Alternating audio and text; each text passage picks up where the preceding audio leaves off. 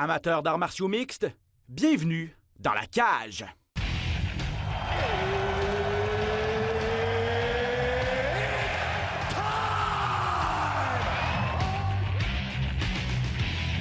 Introducing first, Benoît Baudouin, RDS Info à Las Vegas. and now introducing his opponent. C'est terminé! Victoire de Patrick Côté! Merci beaucoup tout le monde au Québec.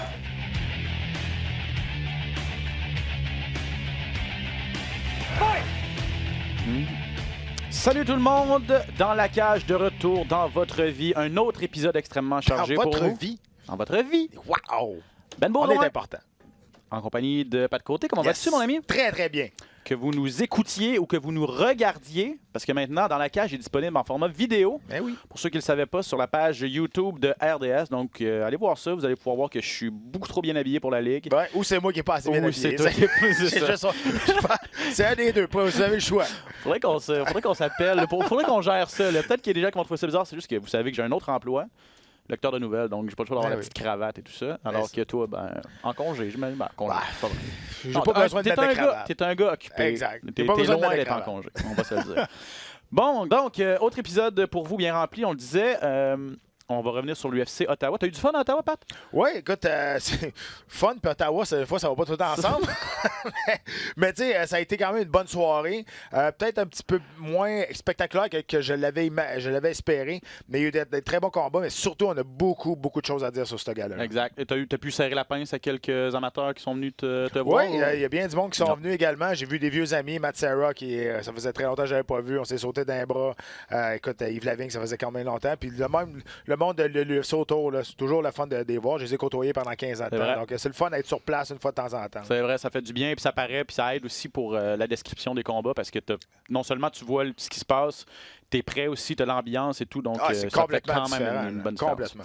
On va revenir, donc on revient sur ce qui s'est passé à Ottawa, on va parler de ce qui se passe à Rio de Janeiro cette fin de semaine, on va mettre la table pour l'UFC 237. Il y a beaucoup d'actions dans le monde des arts martiaux mixtes. One présente un gala, on va aussi parler de Pro Fighters League qui commence son tournoi chez les 155 livres féminins. Un gros gala Bellator en fin de semaine également, donc on va essayer d'en parler un tout petit peu. Puis dans l'actualité, le nom de Georges Saint-Pierre est revenu à quelques reprises. Pat, depuis qu'il est à retraite, j'ai l'impression que son nom revient plus souvent que quand il se battait. Ouais, Bref, mais- on va essayer de commenter ça à la fin de Ouais, l'émission, là, exact. parce que il y a quelques personnes qui essayent de l'attirer, ou en tout cas, ils s'essayent. On verra ce que ça va donner. mais En bon. tout cas, une chose qui est sûre, c'est que si Georges veut revenir, il va être prêt. Oui. Parce que si vous suivez ses réseaux sociaux, il n'a pas vraiment arrêté de s'entraîner. Oh là. non, puis il a même pas arrêté de faire du régime. On Non, dirait, je pense non. qu'il s'est embarqué dans un autre régime, là, Ah, il a fait un water fast, là, Exactement. donc juste un régime détox, juste en buvant de l'eau, là, ou presque, là, des litres d'eau et Ouais, des litres d'eau exact, par jour. c'est ça, là, donc, une semaine de temps. il faisait ça, il faisait ça quand il se battait, là, donc. Ouais, puis là, il imaginez. fait ça pour le fun. Ouais, c'est ça. Mais Peut-être bon. peut-être qu'on manque quelque chose. Exact, c'est ça. Peut-être qu'on n'est pas là pas en tout, on comprend rien, mais bon, on verra bien. Bon, UFC Ottawa, je pense que Donald Cerrone et Al Iaquinta ont volé le show. On sauvé le show, en fait, parce que Oui. Marc-André Barrios se battait également. Il a fait un très bon combat, malgré la défaite.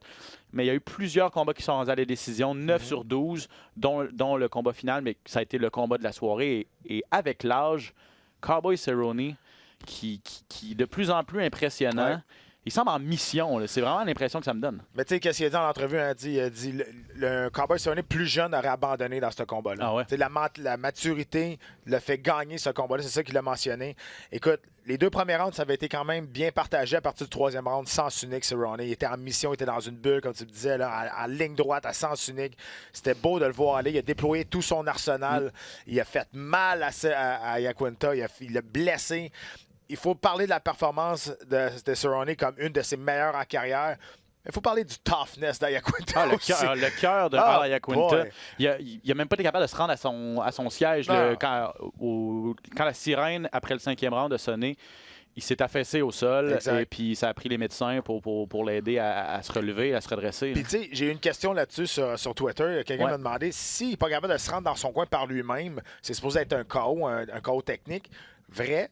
mais pas après le 5e round. Après le 5e round, le combat est terminé. C'est fini. Donc, whatever, tu sais, là, c'est terminé. S'il n'est pas capable de se rendre dans son coin lui-même et il y a un autre round par la suite, là, c'est différent. C'est là, oui, c'est vrai que ça aurait dû être déclaré un KO technique. Si Mais là, vu c'était que c'était le 5e... Si c'était arrivé à la fin du 4e, par exemple, ça aurait été Exact. un cas technique pour Cerrone. Mais même s'il n'a pas réussi à terminer à la Quinta, tu l'as dit, performance tout simplement incroyable. On se demandait, il s'est battu longtemps à 155 livres, mais longtemps également à 170 livres. Il avait pris du poids, tout ça. Puis il disait que les coupes de poids, quand il descendait à 155, c'était difficile, puis ça grugeait de l'énergie. Mais en même temps, c'est là qu'il y a eu le plus de succès dans sa carrière à 150. C'est ça. Et là, de retour, je pense qu'il vient de nous prouver encore une fois que redescendre à 155, c'est la bonne décision pour lui. Là. Ben, regarde, là, il est invaincu là, depuis qu'il est revenu à 155. Il vient de battre qui est aspirant numéro 4. Donc, ceux-là qui sont en avant de lui, tu as Nurmagomedov, tu as Tony Ferguson, puis Conor McGregor. Donc là, Et Poirier. Oui, il y a Poirier qui est là-dedans aussi. Donc là, c'est sûr que lui, s'il y en a bien un qui passerait devant les 3 premiers pour un combat de championnat du monde puis que personne ne dirait rien, c'est bien Cerrone. C'est vrai. Tu comprends? Tout le monde veut que Cerrone ait enfin une chance au titre et ça serait dommage qu'il termine sa carrière à l'UFC sans avoir eu la chance de se battre pour un combat de championnat du monde. Pour vrai, là, c'est une légende. On n'attendra pas longtemps. Là. Ça va directement au temple de la renommée. Ça, c'est sûr et certain. Écoute, là, son 31e combat dans l'UFC. Il y a juste Jim Miller qui a un de plus. Mais on parle de ses victoires. Là. Je pense que c'est sa 23e. 23e victoire au UFC. Écoute, quand il est en train de prendre une marge vers les autres, je pense que c'était son 16e. Il y a eu 16 finishes aussi dans sa carrière. Il était au top aussi. Il y a 16 finishes. Il avait 16 bonnies de performance. Exact. Ça a été son 17e. T'sais, il réécrit ses propres records là, présentement. Exactement. Là. Donc, oui, c'est sûr et certain. Et là, c'est sûr que lui, il a couru pendant un petit bout après McGregor. McGregor, à un moment donné, il avait dit oui, mais là, ça ne marchait plus parce qu'il ne voulait pas être le co-main event d'un pay-per-view. En tout cas, whatever. Sauf que là, il dit, moi, je veux un title fight. Il dit, si Conor veut revenir, je vais le prendre, mais j'ai fini de le chasser. J'ai fini de courir après. Là, présentement, je veux m'approcher. Il a 36 ans, il a du millage. Il faut qu'il arrive à un combat de championnat du monde quand même assez rapidement. C'est sûr que peut-être contre Poirier, ça pourrait être un vraiment très, très bon combat comme éliminatoire. Tu as Tony Ferguson qui est à Las Vegas cette semaine pour aller parler avec les dirigeants de l'UFC, savoir c'est quoi son futur, parce que lui, il est un petit peu crackpot. Là. Il a comme viré fou il y a eu un certains peu, problèmes au niveau psychologique. Fait que là, on ne sait pas trop ce qui va arriver. Mais tu sais, Cerrone, s'il veut quelque chose, on va lui donner. C'est un des favoris de la foule, un des favoris de l'organisation aussi. C'est pas mal confirmé que Poirier va se battre contre Nurmagomedov pour le titre. Ouais. On parle du mois de septembre. À Abu Dhabi. Est-ce que Cowboy va attendre le gagnant de ce combat-là? On sait qu'il n'aime pas ça être inactif. À son âge, et si on lui promet qu'il va avoir le gagnant de ce combat-là, il va peut-être décider d'être inactif pendant 6, 7, 8 mois. C'est vraiment pas son style, par contre. Fait que je me demande si on n'essaie pas de faire un mini-tournoi avec Ferguson aussi, tu sais. Mais là, on dirait, Cowboy contre Ferguson, c'est pas fait pour Cowboy. Fait que là, s'il gagne pas encore, il n'aura pas de chance au titre. Donc, comment tu veux... C'est une drôle de situation à gérer pour Dana White. On peut lui dire, si tu veux, on va te le donner, ton combat de championnat, Cowboy, mais attends le gagnant de ce qui va se passer en septembre à Abu Dhabi. C'est pas officialisé, mais ça devrait s'en venir. Mais Conor, ça nous amène... peut-être qu'il va revenir aussi. Ouais. Ben, c'est sûr que si on lui offre Conor, puis il y a des gens qui disent il va y avoir un pay-per-view au mois de septembre. Il y a International Fight Week, il y a un pay-per-view après ça en août qui... Stipe Miocic et Cormier, ça a été confirmé pour le 2-41. Le 2-40 n'a pas encore de main event, de combat final. On n'a aucun combat d'officialisé pour cette carte-là à la fin juillet. Cowboy contre Conor, est-ce que c'est trop tôt? Est-ce que c'est sur la table? Est-ce que Conor veut revenir? Il y a certains problèmes avec la justice aussi. Bref. Je pense que si on lui offre Conor, Cerrone, il va dire oui. 100%. Pieds joints, c'est de l'argent. C'est de l'argent, c'est incroyable. Moi, je pense que je suis le seul qui a un combat contre Ferguson. Ça ne m'intéresse pas. J'ai pas le goût de voir ça. Non. On dirait Cowboy contre Ferguson. Ça ne m'excite pas, ce combat-là. Je ne sais pas pourquoi. Je suis peut-être le seul. Pourtant, c'est deux strikers incroyables. Oui, mais je sais pas. Moi, ça m'attire pas. Je trouve pas, ça m'allume pas ce combat-là. Parce que Ferguson, c'est un excellent combattant, un gars excitant. Son combat contre Pettis, son dernier, c'est incroyable. Ouais. Mais mais c'est pas un gros nom. Tu sais, c'est pas. Même il est tellement bizarre, il est pas super charismatique. Là. Il est un peu dans son monde, il est un peu spécial. Ouais. On dirait que les fans ne s'attachent pas beaucoup à lui. Non, c'est peut-être ça. C'est peut-être ça mon problème aussi, mais j'ai pas. Ça m'allume pas pantoute ce combat-là. J'aimerais mieux voir Cerrone contre Poirier ou Cerrone qui attendent pour avoir le titre après ça. Mais c'est sûr que Cerrone McGregor, qui m'a le décrit, je pense que je vais payer pour le regarder aussi. C'est sûr je vais voir ce combat-là. Très bon. Ouais, je suis d'accord avec toi. Je suis d'accord avec toi. Puis ça ferait des ventes incroyables pour l'UFC. Hey, wow. Puis imagine les conférences de presse, le build-up qui va être fait autour de ça. S'il y en a bien qui est capable de répondre. Là, les deux pour amener leur petit gars en conférence de presse. Là, les deux, il y aurait comme des mêmes compétitions d'enfants. Là. Ça serait le fun. Ouais, Utiliser les kids. Utiliser les héritiers. Ouais, let's go. Bref, il y a des belles choses qui s'en viennent pour Cowboy Cerrone. Je pense qu'il va avoir l'embarras du choix, puis la compagnie en doit une raison. Bottom line, là, c'est une de ses plus belles performances en carrière. Ouais, c'est ça. À 36 ans. Puis au plan sportif, c'est ça. Il a tellement été précis dans ses attaques. Il a été varié. Les coups de pied qui ont atteint la cible. Il a attaqué le corps. Il a attaqué les jambes. Il a attaqué le corps. Il a attaqué la tête de différentes façons. Ayacuinta était dépassé par les événements. Là. Sérieux, si ça avait été un autre qu'Ayacuinta, parce qu'on sait qu'Ayacuinta, c'est un tough. Ouais. Là, il mord dans son mode-piece puis il avance. Le combat aurait terminé. Ouais, c'est sûr. Hey, sérieusement. Là. Puis moi, ce que j'ai aimé de Cerrone, il n'a pas joué safe. À la fin du 5e round, là, il savait là, qu'il avait gagné les 3, 4, 5. Puis les deux premiers, c'était serré. Ça a pas eu du beau de côté, mais il savait qu'il était en avance. Là. Il est allé, s'est planté devant Ayacuinta, puis jusqu'à la fin, il a voulu passer le knockout. Il a fait un flying knee à la fin aussi. Il n'a pas besoin de faire ça. Il aurait pu jouer. OK, j'ai gagné, c'est assez safe. Non, il est allé. Puis, c'est ça, Cerrone. C'est pour ça qu'on l'aime, Cerrone. Exact. Et puis là, il vient de passer dans les classements. Il était 8e, il vient de passer 4e. Donc, il a pris le classement d'Ayacuinta. C'est confirmé. Marc-André Barriault, on le surveillait beaucoup. C'était ses débuts à l'UFC. Ça a été, selon moi, le deuxième... S'il n'y avait pas eu Cerrone et Ayacuinta, c'est lui qui avait le 50 000 pour le combat de la soirée contre Sanchez. Ça a été le combat le plus... où il y a eu le plus d'action, probablement. Ça a été le meilleur Canadien de la soirée. Ça, de loin. Sans l'ombre d'un doute, ça, c'est sûr. Malgré que Nordin Taleb a gagné, malgré que... on va en reparler ça malgré que Cole Smith a gagné, je pense que je suis d'accord avec toi que Barriault a c'est lui qui a le mieux performé ce soir-là. C'est lui qui a donné un combat le plus électrisant, le plus intéressant. Pas juste parce qu'il était chez eux. Puis il est passé à ça, exact, de finir. Sanchez a été sauvé par la cloche au deuxième round. Tu as vu que si... au début, il était un peu planté. Il avait les pieds plantés. Tu as vu que peut-être que tout ça, c'est pendant un instant, une fraction de seconde, c'est venu le chercher. Là. Fait qu'il était moins mobile. Puis tout de suite, Sanchez en a profité pour y aller avec un low single. Super belle technique. Un low single, puis après ça, il l'a amené à terre avec un double. Puis la majeure partie du premier round, ça s'est passé au sol jusqu'à temps qu'on puisse se relever. Là, Barriault a comme... OK, il a comme réalisé, OK, le combat est commencé. Là, il a atteint comme il faut. Il a bien fini le premier round. Deuxième round, avantage à Barriault. Ouais. Ça a resté debout. Il a touché solide. Le dirty boxing, les uppercuts dans le clinch. C'était très, très solide. Puis en entrevue, après, Sanchez a dit, écoute, j'étais rocké solide. Là. C'est juste parce que moi, je suis né là-dedans. Je suis né dans le feu et des affaires comme ça. Mais j'étais rocké. J'étais vraiment sonné. Là. Puis, ben, tu sais, au troisième round, t'as bien beau chialer contre l'arbitre, t'as bien beau chialer contre Sanchez, mais tu sais, Barriault a un job à faire. Fait que, si l'arbitre fait rien, tu peux pas juste chialer après l'arbitre et dire hey, non, il faut que tu te sortes de là. Fait que, peut-être qu'il a manqué un léger, juste peaufiner un peu ses défenses pour savoir où mettre ses hanches, lever une main, faire de l'espace pour se sortir de là parce qu'il veut se dégager, ça c'est sûr. Puis il l'a manqué un petit peu au troisième round parce que Sanchez, lui, tout ce qu'il faisait, il s'est collé. Barriault était incapable de le décoller. Fait que c'est juste ça. Mais après, j'ai lu des commentaires, puis même son entraîneur François Duguay, il disait peut-être si l'arbitre avait décidé tu peux pas... Tu peux pas contrôler ça. C'est exactement. Fait que tu contrôles ce que tu es capable de contrôler. Si l'arbitre décide que l'autre en fait assez, puis ça bouge, puis il décide de pas intervenir, mais tu peux pas attendre 5 minutes que l'arbitre fasse de quoi, puis à un moment donné, tu dis, sans que le combat est fini, ça la fout de l'arbitre. Parce que le sol, c'est un des aspects des arts martiaux mixtes. Je veux dire, c'est la lutte, ça fait partie du sport, donc c'est un aspect que évidemment, Marc-André va devoir peaufiner.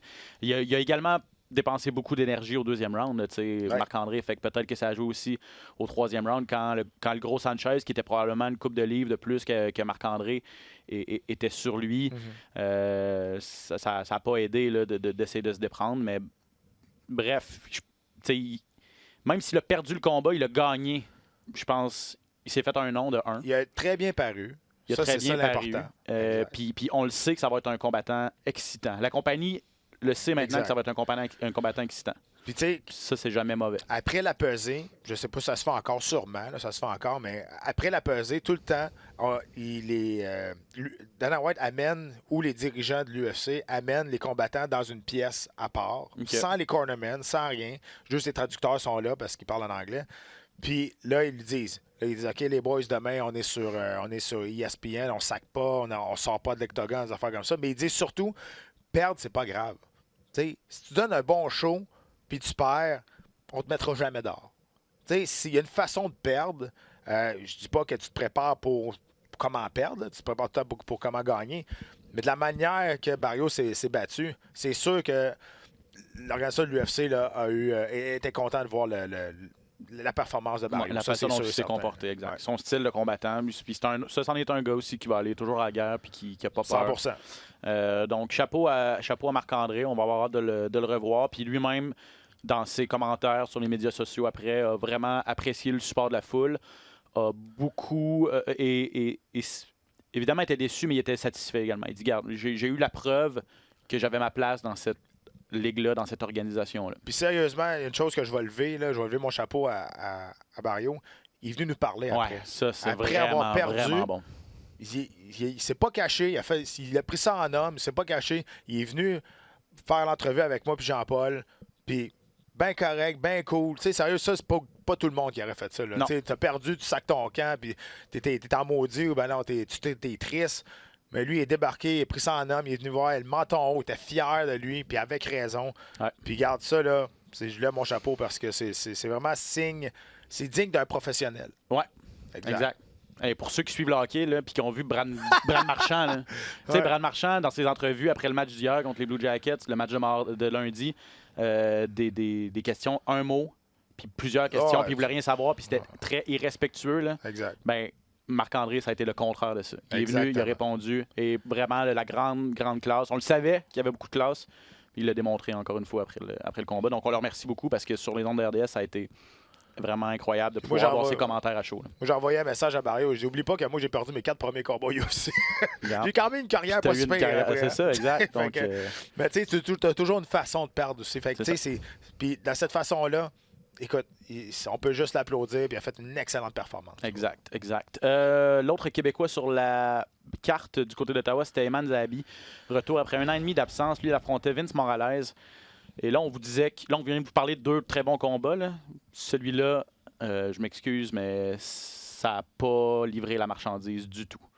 Eman Zahabi, bon, regardez, j'ai jamais mis les pieds dans un octogone. Là. Je me suis jamais battu avec personne. Là. Donc, c'est peut-être facile pour moi de le dire de ce côté-là, mais j'ai vraiment senti qu'il se battait pour pas perdre et non pas pour gagner. Il n'a pas été offensif du tout. T'as fait raison. Écoute, c'est l'impression qu'on avait. Tu sais, beaucoup de choses qui s'est passé dans les 18 mois qui étaient. Sa première défaite, son premier knockout, tout un knockout, on en a déjà parlé, là, je ne vais pas revenir là-dessus, là, je pense qu'on a assez parlé. Et 18 mois d'absence. Donc, je comprends qu'au début, ça peut être. Tu as de la misère à trouver tes repères. Tu vas prendre quelques minutes pour revenir. Pas de problème. Ouais. Sauf que là, ça se bat. Il se bat au bout du point, il se bat en reculant, des choses comme ça. Puis à la fin, quand la décision a été nommée, il s'est pris la main dans la tête et il n'en revenait pas de la décision. It is what it is. Tu comprends? Si tu t'en vas à la décision des juges, faut-tu t'attendre à te faire à pas être satisfait de la décision? Puis ça arrive, puis ça a été un combat. Est-ce que c'est son adversaire qui l'a gagné ou c'est lui qui l'a perdu? La question se pose vraiment. Là.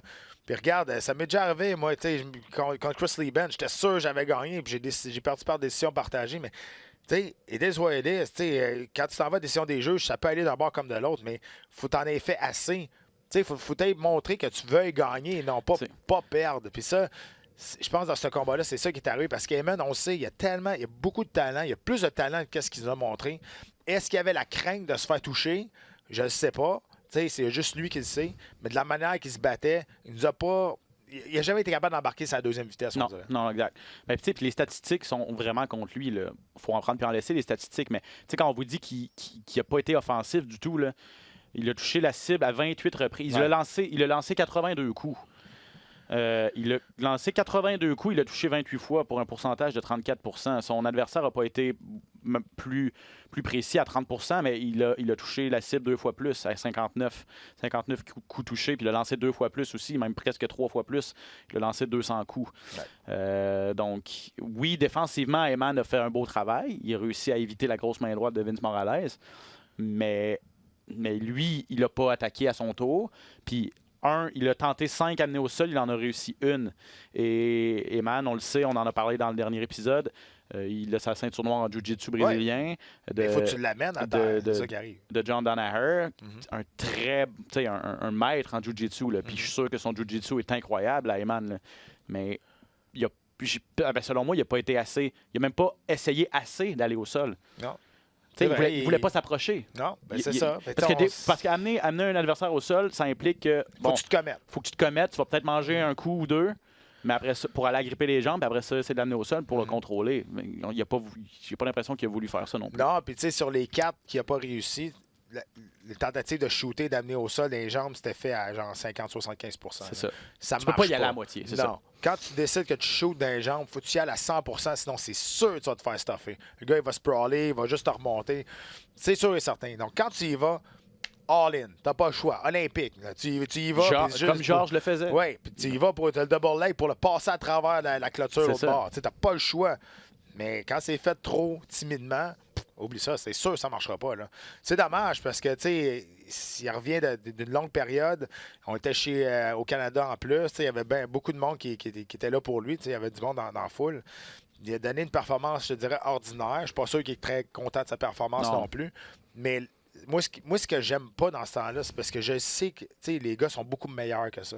Eman Zahabi, on sait qu'il a beaucoup plus de talent que ça. Il est capable de livrer une marchandise mieux que ce qu'il nous a donné, mais on ne l'a pas vu.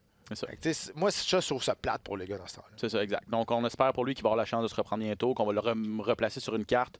Qu'il n'aura pas à attendre plusieurs mois comme la dernière fois. Là, il va pas un an et demi. Là, 2, 3, 4 mois, là, ça serait bien pour Eman pour qu'il retrouve un rythme aussi, là, parce que ça aide pas non plus. Mais tu avais parlé, lui, il voulait se battre souvent. Il voulait se battre 3 fois d'ici la fin de 2019. Donc, on espère que dans les 7 mois qui restent dans l'année, il peut avoir 2 combats. Ce serait bien. En tout cas, c'est son objectif. L'UFC va revenir 2 fois au Canada. C'est ça. Sur papier, en théorie, l'UFC revient 2 fois. Donc, 2 possibilités pour Eman.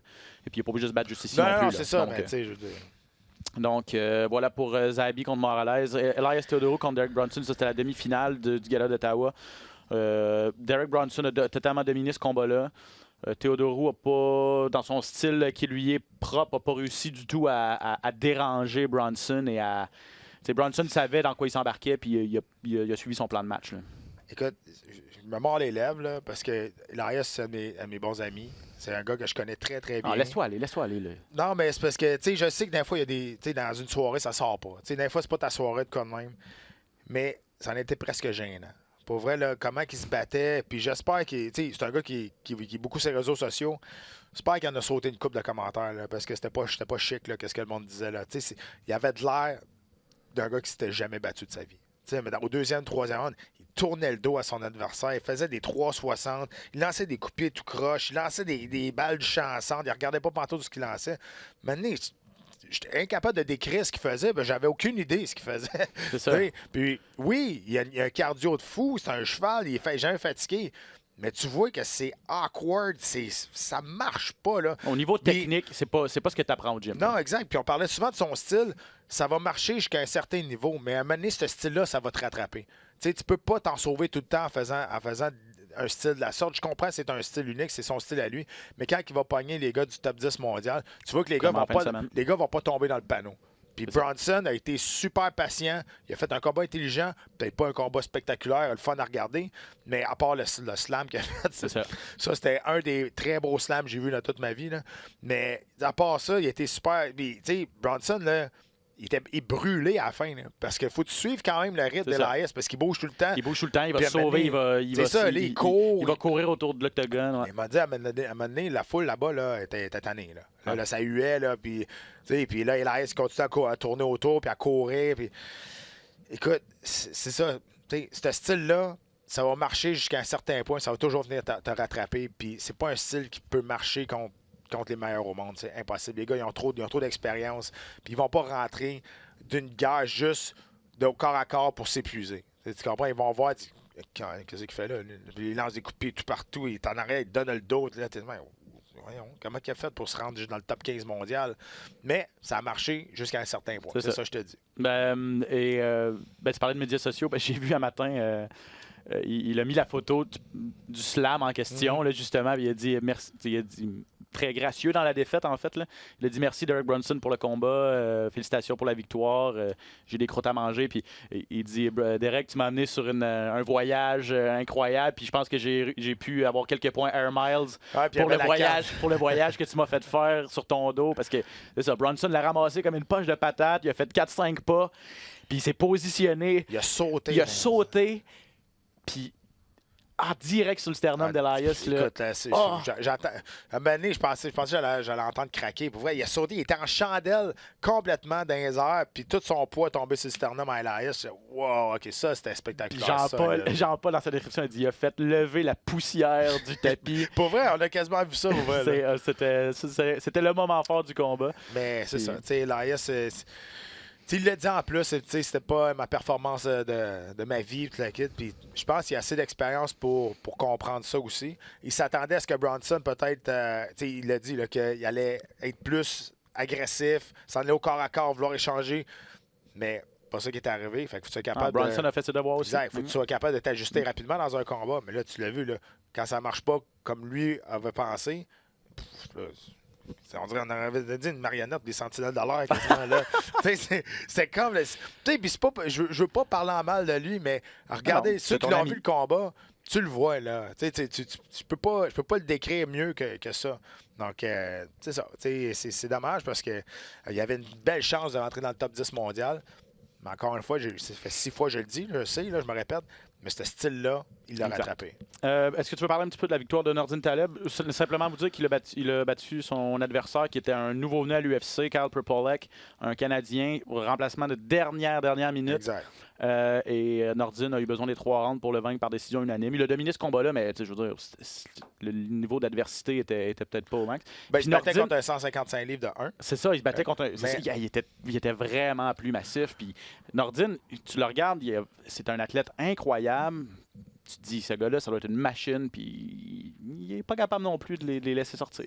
Ça n'est une. Moi, c'est ça qui m'énerve de Nordine. On dirait que je chiale contre tout le monde aujourd'hui, là, mais c'est ça qui m'énerve de Nordine. Je sais on dirait qu'il en fait juste assez, puis après ça, il s'enlève, puis on dirait que tu attends tout le temps qu'il explose. Tu te dis, oh, ouais, moi, je sais qu'il est très bon, je sais qu'il peut faire mal. Il y a des coups de pied solides. Puis on dirait que là, il veut jamais se commettre, il veut jamais donner le deuxième effort. On dirait, je dis pas que c'est ça qu'il fait, mais c'est l'impression qu'on a. Puis s'il y en a bien un qui est bon dans le clinch, qui est seul, qui est capable d'échanger coup pour coup, c'est bien Nordine. Ah ouais. Moi, je le sais, je l'ai vu souvent à l'entraînement, je me suis entraîné avec.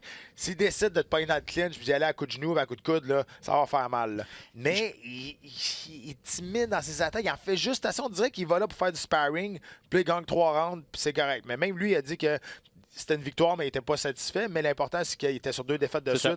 En fait, sur le chemin de la victoire. Mais, tu sais, je chiale pas contre lui. C'est juste que je sais qu'il est 10 fois meilleur que qu'est-ce qu'il nous montre. Puis ça arrive souvent dans ses combats. OK, je vais te poser une question. On a entendu souvent Feras Zahabi dire « La sécurité des combattants, c'est ma priorité numéro 1. Est-ce qu'au gymnase Tristar, on préconise un style défensif qui... avec Eman, avec Nordine, et puis même Georges, pendant longtemps, a été critiqué pour pas entrer dans des guerres, là, être très conservateur au niveau de ses attaques, puis gagner au point en dominant avec sa lutte. Est-ce que c'est le style qui est préconisé par l'entraîneur-chef qui fait que ben, ces combattants sont pas capables de sortir. Ou c'est ça le plan de match, là. Ben, De se battre écoute. gagner des batailles défensives. Même Elias. S'entraîne au Tristar puis il dit toujours faut que je protège mon visage. Mais écoute, il faudrait demander à quelqu'un qui s'entraîne là. Tu sais, moi, je peux pas dire OK. à 100%, mais ce que je vois, ce que je constate, c'est que tous les combattants qui sortent de là, à un moment donné, ils se battent un petit peu de la même façon. Fait qu'ils se battent.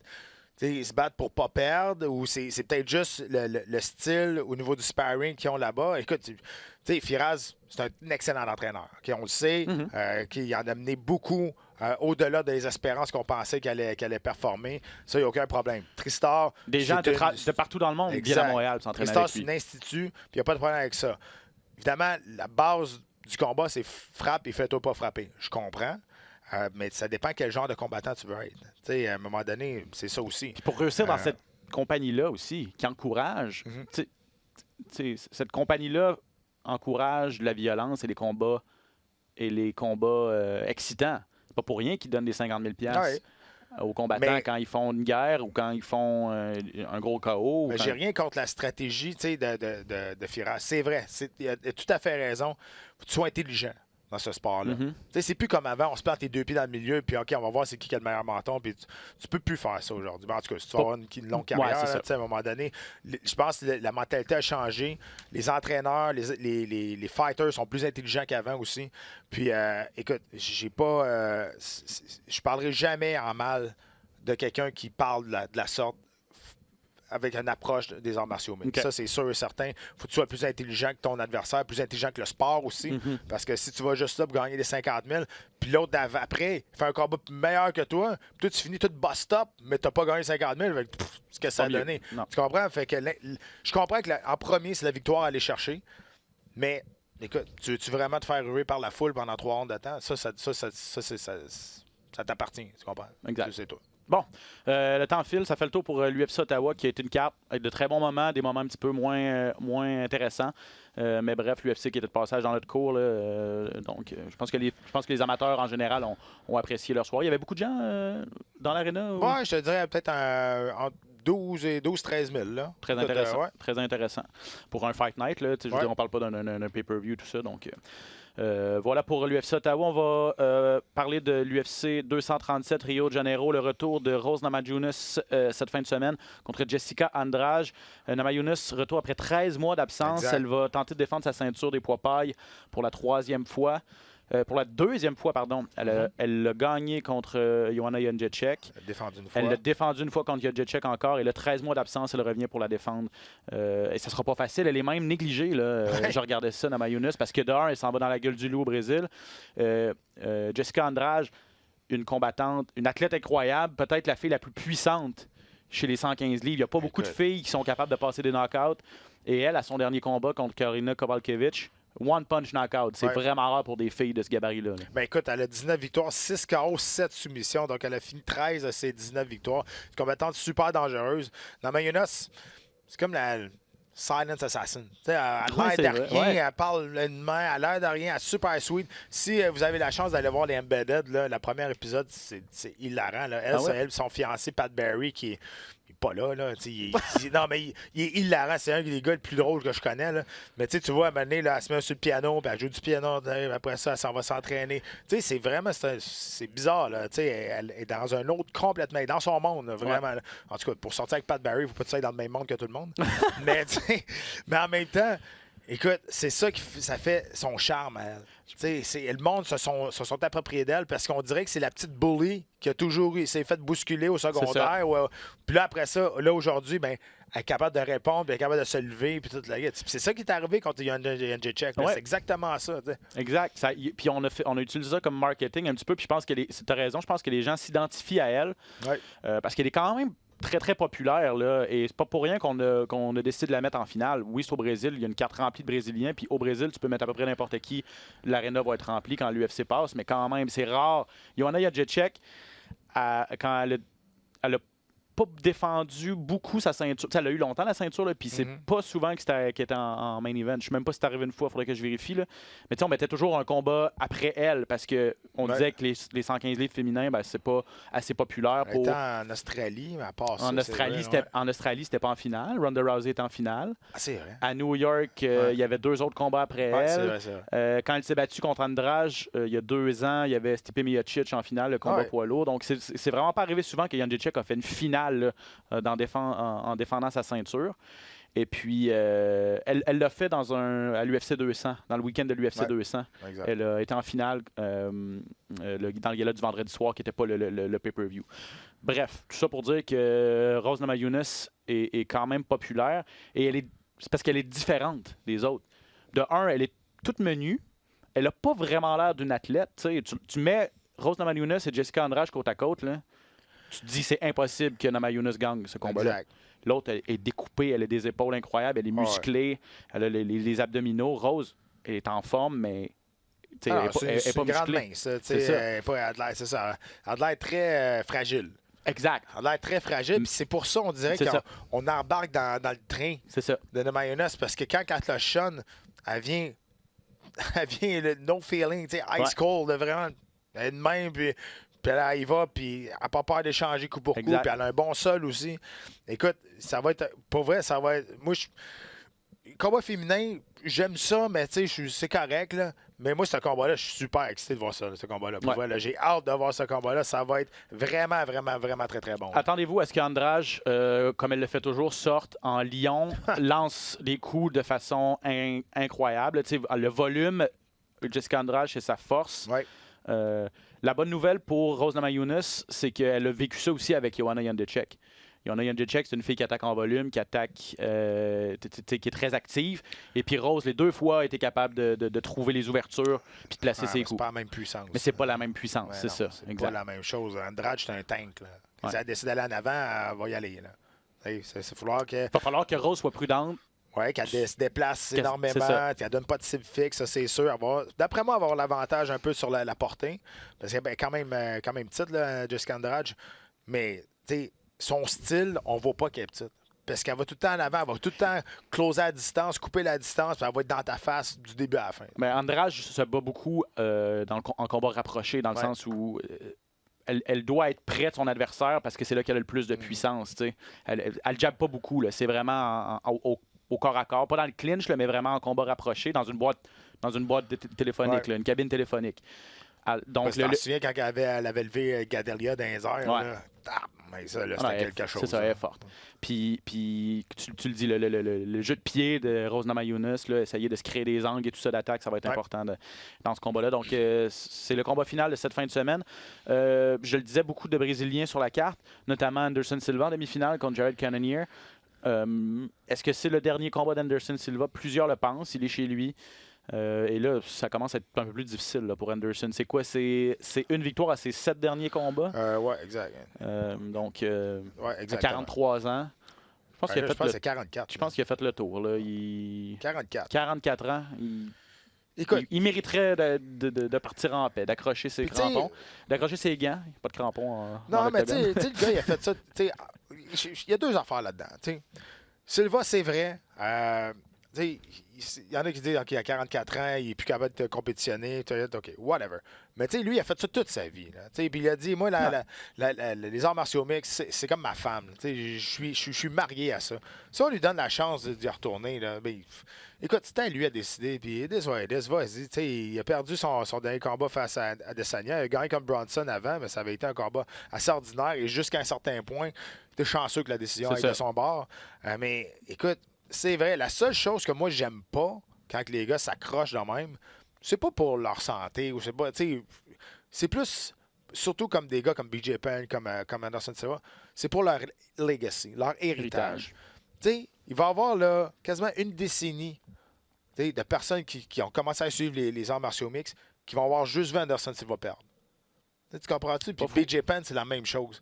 Les autres, ils ne savent pas ce qui est arrivé avant. Là. Anderson Silva qui a été un des plus grands champions qui existent de toute l'histoire des arts martiaux mixtes. BJ Penn qui a été champion dans 2 divisions de poids également différentes.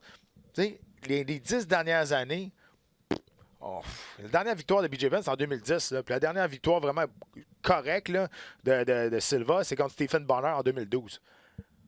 Tout ça, là, ceux qui ont commencé à suivre les arts martiaux mixtes à partir de 2012, ça va faire quasiment... Ça fait 7 ans. Exactement. Avec, une décennie au complet, quasiment, on va avoir connu juste des défaites des gens comme BJ Penn et Anderson Silva. C'est pour ça que je trouve que ça met un nuage noir. Tu finis ta carrière avec des défaites, puis tu parais Du pas bien. dopage, dans le cas de Silva. Du dopage, exactement. Mais après ça, ça l'efface.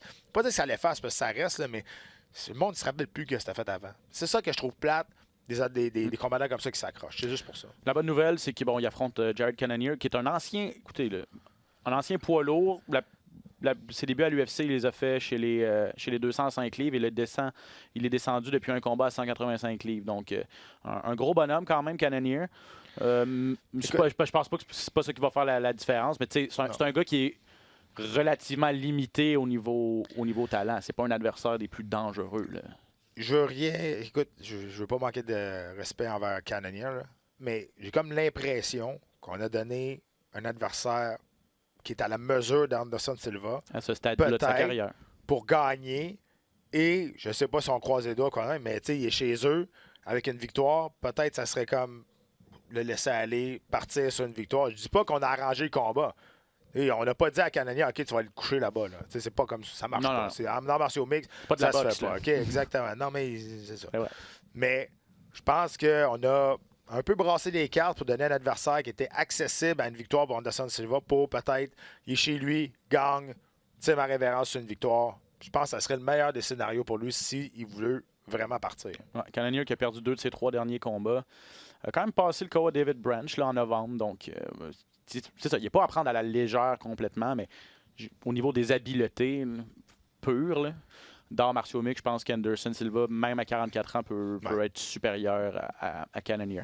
L'autre combat qui nous intéresse dans cette carte-là, José Aldo contre Alexander Volkanovski. On en a parlé souvent ici de Volkanovski. Souvent. Relativement souvent. C'est lui qui a envoyé Chad Mendes à la retraite. De 1. C'est un gars qui a 16 victoires de suite. Il est 6-0 à l'UFC. Il y a beaucoup de personnes qui pensent qu'à 145 livres, ça peut être lui qui peut vraiment menacer Max Holloway. Là. Puis là, mais je regardais sa liste d'adversaires. C'est le temps qu'il affronte un gars comme José Aldo. Oui, Chad Mendes, un très bon combattant, mais un lutteur qui s'était pas battu ou presque en 2 ans. Oui, exact. C'est son plus gros trophée à son tableau de chasse. Si tu bats un José Aldo, là, faut te prendre au sérieux. Ben oui, tu vas battre l'ancien champion du monde, un des meilleurs... Qui est sur 2 victoires de suite aussi, José. De l'histoire, exact. Et là, il est sur 2 victoires de suite, 2 victoires qui ont terminé avant la limite, 2 knockouts. Volkanovski, 16 victoires de suite, c'est incroyable. Moi, je me suis déjà entraîné avec Volkanovski en Thaïlande avant qu'il joigne les rangs de l'UFC. Il est fort comme un bœuf, il est explosif, super bon gars aussi, tu sais, coachable, vraiment, vraiment, vraiment. Puis, sérieux, lui, c'est une menace. Là. À 145 livres, c'est une menace. Là, il s'en vient avec... c'est une grosse vague. Là. C'est la vague Volkanovski. Là. Ça s'en vient. Il faut faire attention. Puis, il ne faut pas que José Aldo se noie là-dedans, là, parce que s'il prend à la légère, il va se faire pincer. Là. Volkanovski a de la puissance solide. Mais Aldo, on dirait qu'il... Aldo, il a juste 32 ans. C'est ça. on dit Aldo est peut-être pas loin dans la retraite, il doit être vieux. Il a juste 32 ans, on dirait que ça fait 20 ans qu'on le voit. C'est comme Rory McDonald, il a 29 ans. Ouais, le gars, il est là depuis 15 ans. Là. On a tellement vu des guerres d'Aldo, mais juste 32 ans. Et du côté de Volkanovski, c'est ça. Là, c'est le temps d'avoir un combat d'importance à 30 ans avec 16 victoires de suite, de se placer les pieds pour devenir un aspirant potentiel à avoir un combat de championnat du monde. Tu regardes ça, le 11 KO en 19 victoires, là, oui, il cogne solide. Si tu accroches, ça va être assez dangereux. Puis l'amener au sol, on a vu, même Chad Mendes, il n'a pas été capable. Fait qu'il il est très solide, il est trapu. Donc, je pense que ça va être dur pour Aldo, mais Aldo, il semble être reparti sur une bonne ligne. là. Ouais. Moi, c'est le combat qui m'intéresse le plus, cette carte-là. Vraiment, là, j'ai vraiment hâte de voir ça. Ben, c'est un de ceux qui a le plus d'impact là, tu sais, sur des courses, là, sur des courses au championnat, là, si on veut. Tu sais, parce que oui, il y a un championnat qui est en jeu dans la finale. Ouais. Mais tu sais, pour placer les pions là, à 145 livres, ce combat-là est extrêmement important pour la suite des choses. Qu'est-ce qui va arriver avec Renato Moicano va se battre dans quelques semaines? À quel moment Brian Ortega va revenir? Max Holloway, à quel moment il va vouloir... Est-ce qu'il va rester à 155 livres? Est-ce qu'il va redescendre à 145? Bref, tu sais, cette division-là est quand même intéressante et ce combat-là, il faut le suivre. Là. Il faut savoir qu'est-ce qui se passe pour la suite des choses à 145 livres. Ouais. UFC 237, télé à la carte, sous carte comme d'habitude à RDS 2, 20h. dès 20h avec Pat Côté et Jean-Paul Chartrand. Il nous reste une Betch Carrera aussi. Betch Correa, oui, en sous carte, hein, c'est ça. On suit? C'est beau. Il nous reste 15 minutes. On va essayer de parler de ce qui se passe ailleurs, pas juste à l'UFC, parce que, bon, je le disais d'entrée de jeu, cette fin de semaine, il y a 2 autres galas qui m'intéressent. En fait, ça commence jeudi, parce que Pro Fighter League, on en a parlé un petit peu quand ils ont annoncé. Ça, c'est une organisation qui fait des tournois, en fait. Ça dure sur toute la saison. Et puis, l'année passée, c'était les 205 livres. Je pense que c'était à 205 livres. Sean O'Connor qui avait gagné. C'est ça. Et là, on a créé une... Et à ma connaissance, c'est une des seules organisations qui a créé une division 155 livres féminin. Ouais. On sait qu'à l'UFC, il n'y en a pas. Et là, cette fin de semaine, en fait, ça, jeudi soir, c'est le premier gala de la saison 2019. Kayla Harrison, grosse vedette, médaillée en judo aux Jeux olympiques. Médaillée d'or, qui a commencé sa carrière en arts martiaux mixtes, qui a 3 combats, 3 victoires. Elle affronte Larissa Pacheco. Et c'est aussi le retour d'une Canadienne, Sarah Kaufman, une guerrière, une fille qui a énormément d'expérience. Une vétérane, c'est ça. Et puis, elle, ça fait 1 an qu'elle ne s'est pas battue. Elle va affronter Morgan Freer dans la première ronde de ce gala-là. Et puis, la gagnante du tournoi va empocher $1 million quand tout ça va être terminé. Donc, on s'entend, là, Harrison est, la favorite. Est vraiment la favorite. Elle a réussi à amener son judo en arts martiaux mixtes. C'est pas tout le monde qui se regarde de la façon. On sent en judo, on a un kimono quand même là, pour faire des projections. Mais elle est vraiment très solide au sol également. Là. C'est comme une version un peu Ronda Rousey, mais je te dirais avec peut-être une meilleure boxe, mais la même chose au sol, elle passe des clés de bras à tout le monde.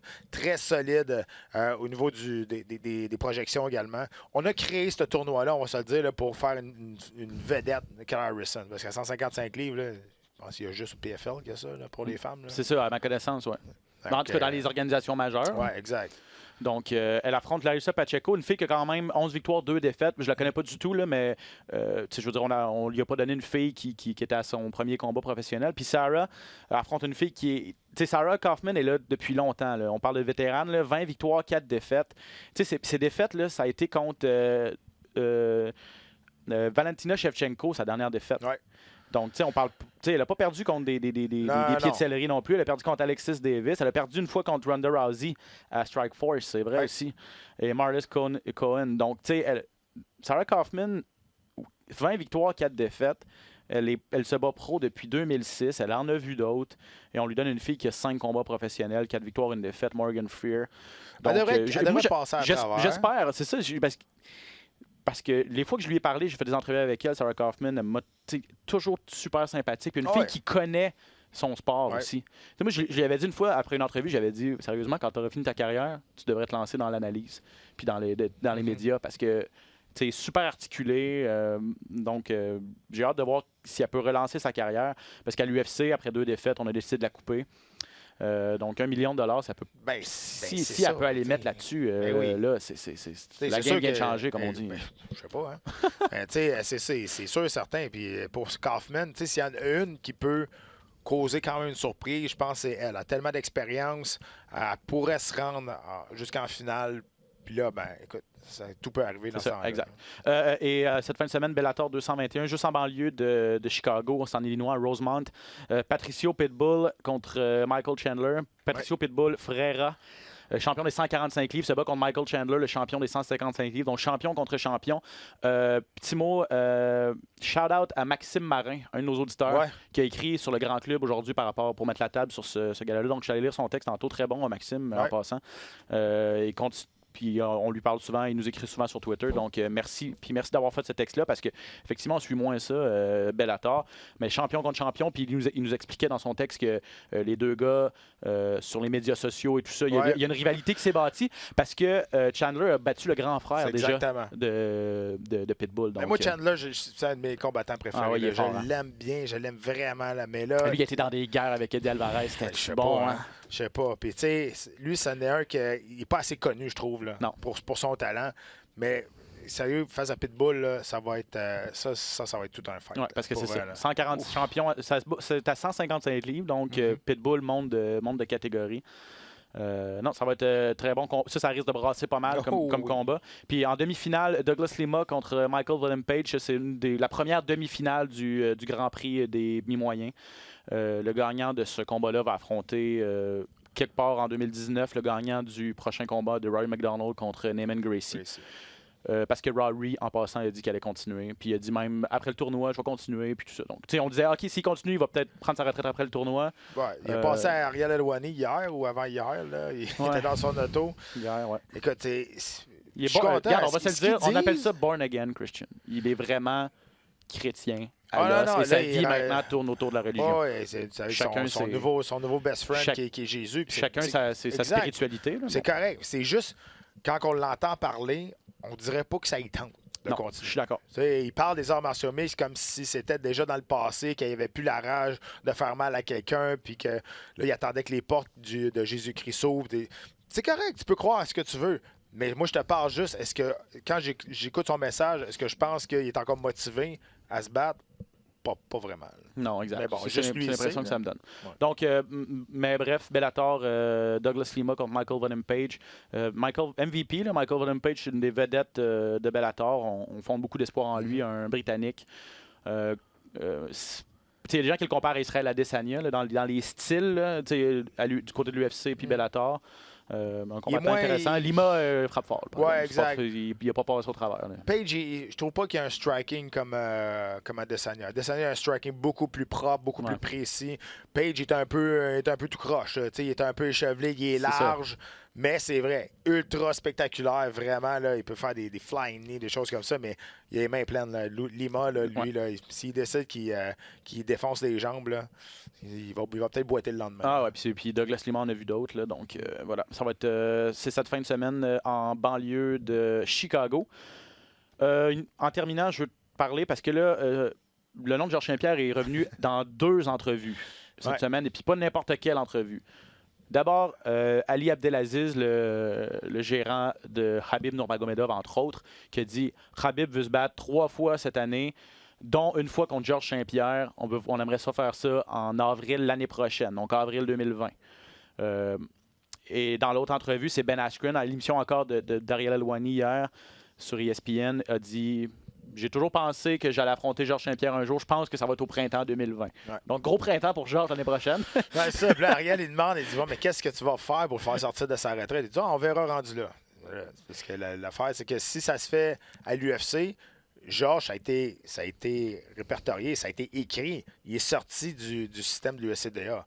Donc, avant de se rebattre, normalement, à moins qu'on lui donne une exemption, là, mais là, dans le coup qu'on a fait ça, on l'a fait ça juste une fois. Là, on s'est fait avoir un peu là, avec Brock Lesnar.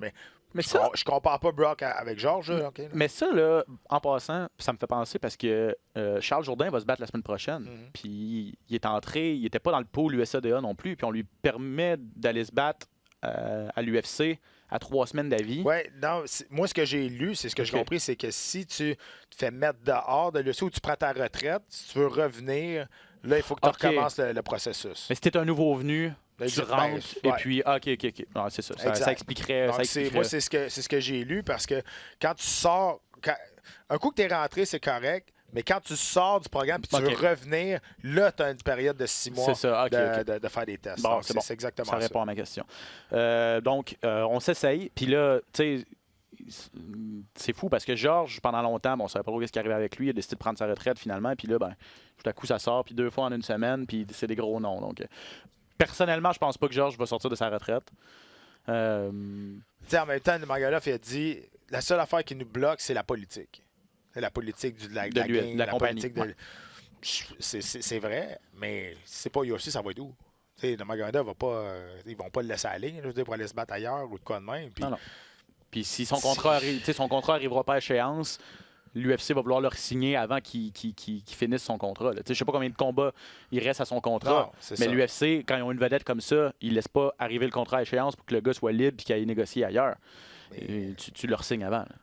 Est-ce que il est tu pas vois obligé. Georges sortir de sa retraite avec tout l'effet médiatique qu'il y a eu autour de sa retraite, autour de tout ça, puis après ça, tu reviens à la compétition? C'est pour ça que moi, je le vois pas. Je trouve pas que c'est dans son style. T'sais, il a tellement attendu longtemps avant de l'annoncer. Pendant 4 ans, il s'est pas battu. Il annonçait pas sa retraite parce qu'il savait quelque part en tant que lui qu'il allait vouloir revenir. S'il annonce sa retraite là, c'est parce que je pense qu'il a fait la paix avec ça et il veut pas revenir.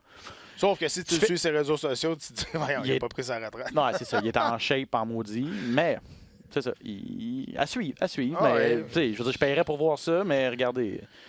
Nurmagomedov va en avoir plein les bras avec Dustin Poirier probablement en septembre. Puis Ben Askren, en passant, il faut qu'il se batte contre Jorge Masvidal au mois de juillet. Ça non plus, c'est pas fait. Puis Ben Askren n'a pas prouvé encore qu'il faisait partie de l'élite des 170 livres à l'UFC parce que sa victoire contre Robbie Lawler, il y a un petit astérisque à côté. Ouais. On en a déjà parlé. Il vient de se faire torcher ben raide dans la lutte aussi. Ouais. Là, Ben ça, c'était Non, un je événement sais. caritatif. C'est un mais ouais. événement caritatif. Il voulait affronter le champion olympique, ce qui est un Américain. Je me souviens Jordan plus du nom, Burroughs, qui est Jordan un Burroughs. 4 fois champion du monde, un des meilleurs lutteurs de l'histoire américaine. Là, Ben, on l'a vu pourquoi. Là. Ouais. Hey, moi, je l'ai regardé le match, j'en revenais pas. Là. C'était sérieusement. Ben Askren, là, t'as bien beau l'aimer ou pas l'aimer, c'est un méchant lutteur. Là. Ouais. Ça faisait 10 ans qu'il n'avait pas fait de la lutte. Non, je comprends. Mais il entraîne encore, là, C'était de toute beauté. Apparemment qu'il l'a envoyé dans une rangée de sièges Ah, non, quand il est dans son parti- premier show. Il est parti avec un double leg. Hey, c'était puissant. C'est impossible d'arrêter ça. Là. Sérieusement, c'est ça. c'est de toute beauté. Et là, c'est ça, je parlais contre Jorge Masvidal parce que dans son entrevue, Ben Askren a dit si je bats Jorge Masvidal, puis si je deviens champion de l'UFC à 170 livres, il va y avoir un débat qui va être lancé sur qui est le plus grand de tous les temps, mi-moyen. Et là, c'est pour ça que Georges n'aura pas le choix de sortir de sa retraite pour Woodley venir l'a essayé m'affronter. aussi, ça. C'est ça, cette exact. stratégie-là. Exact. En terminant, UFC 241, 17 août, du côté d'Anaheim, Stipe Miocic contre Daniel Cormier 2, la revanche. Cormier s'est dit déçu que Lesnar se soit tombé à l'eau parce Je sais que pas. c'était son fonds de pension, il voulait avoir de l'argent. Hey.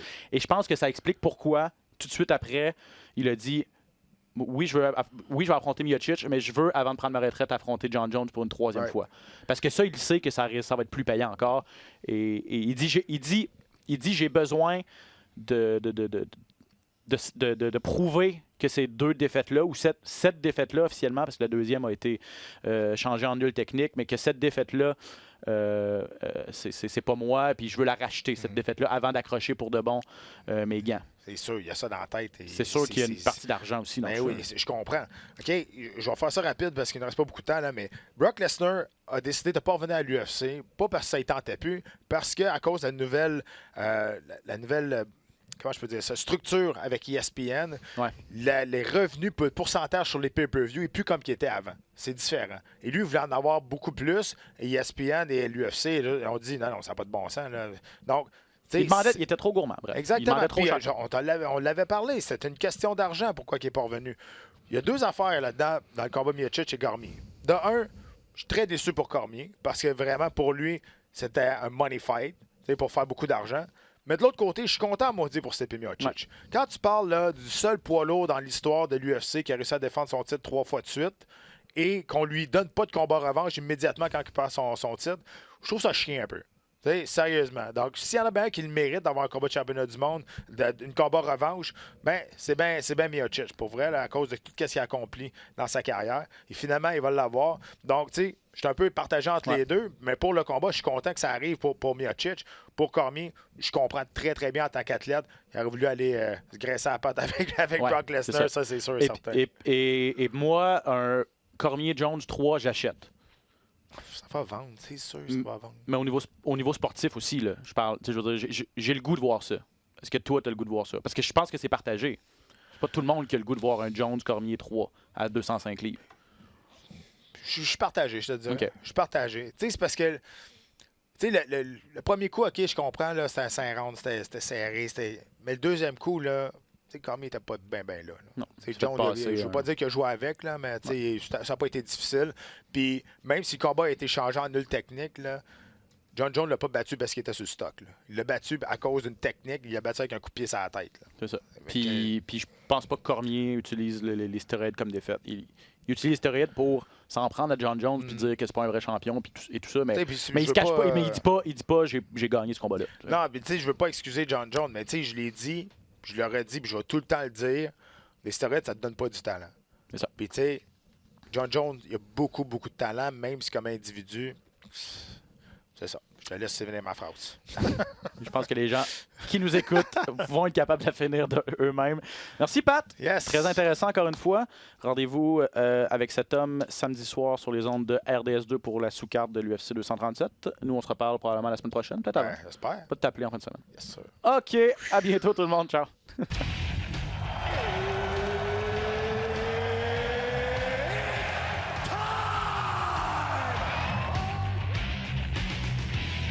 Introducing first.